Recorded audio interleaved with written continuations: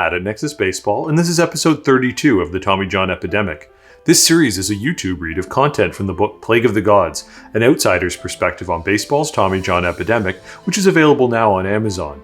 I decided to put this content on YouTube to make the material as accessible as possible. This series examines the science behind the most superhuman action the human body can produce, accelerating a baseball up to 100 miles per hour. The second potential source of excessive valgus stress is the lower body linear force that these stronger muscles promote.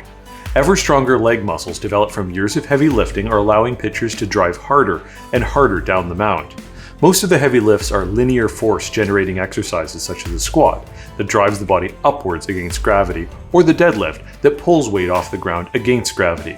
Both exercises work on the sagittal plane described previously and produce linear, upward force. They allow athletes to trivialize the effects of gravity by overcompensating for its normal downward pull with heavy loads to overload the muscles. The result is powerful sprints and particularly large vertical leaps, as once the excess weight is removed, the legs are more than powerful enough to counter the normal forces of gravity.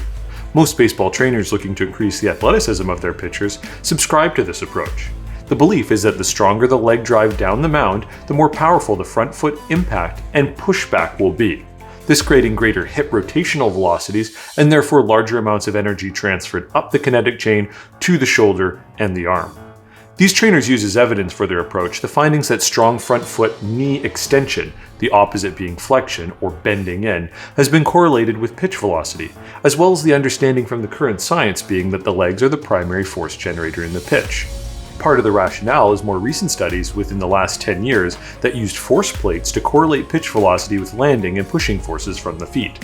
Characteristic ground reaction forces in baseball pitching by Bruce A. McWilliams et al. Looked at these forces and found that higher front foot landing forces correlated with higher pitch velocities, while higher back foot forces correlated with lower velocities. This entirely makes sense, as the forces of the push back should always be greater than those of the back foot drive, as the front foot forces are absorbing and dissipating the pitcher's entire body weight coming down the mound, as well as stopping hip rotation. In contrast, the back foot simply attempts to turn the hips as quickly as possible, parallel to gravity. Higher front foot force results will also occur naturally with higher body weight, which is also why that has been correlated with higher velocity. This is demonstrated in slow motion video of some of the hardest MLB throwers, with the front foot landing rather softly as the weight stays back into foot strike. Then the hips drive rapidly forward once the front foot is planted. It looks more like they're sliding down the mound and then exploding at foot strike through the kinetic chain. This is part of what pitching coaches have always looked for as easy cheese, or velocity that draws not from maximum exertion, but from maximum coordination of the kinetic chain. Instead, the force plate studies have been misconstrued to teach pitchers to drive as hard as they can into their front leg, rather than attempting to turn the hips as quickly as possible. I call the resulting phenomenon the crash, and it occurs with either a pitcher falling or driving as hard as possible into front foot strike. The hard landing and drive back into the hip joint causes a jarring drop and then push back that can destabilize the hips up through the arm.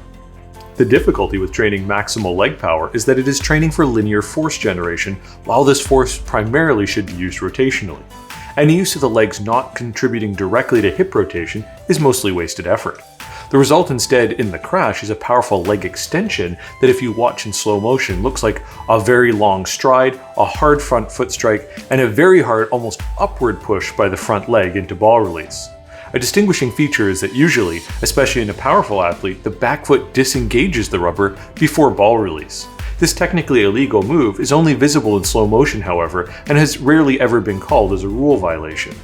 The hips are the connection between the legs and the torso in the kinetic chain. If the hips move out of a stable plane going forward before ball release, any change in direction of the hips must be compensated for up the kinetic chain. It is always easier to balance against a stable platform, and the hard downward landing usually drops the hips, only to have them come upwards again into ball release. As the arm is flying from cock and into release, the muscles and ligaments will be forced to compensate for these upward and downward forces to ensure level rotation. In our boomerang example, this would be an upward or downward push on the boomerang in flight.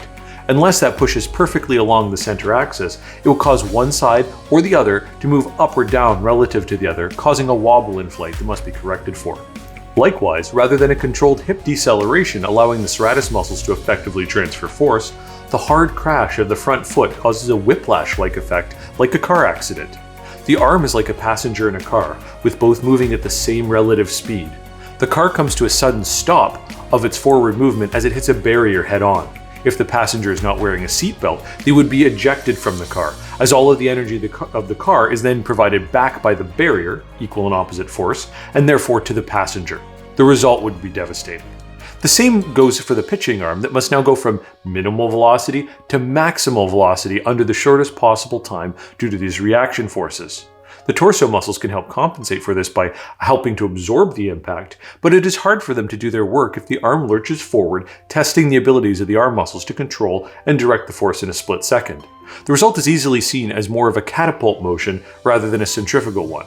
This catapult motion can result in a significant rotator cuff stretch and therefore velocity, but does so at the expense of a jarring change from linear to centrifugal force.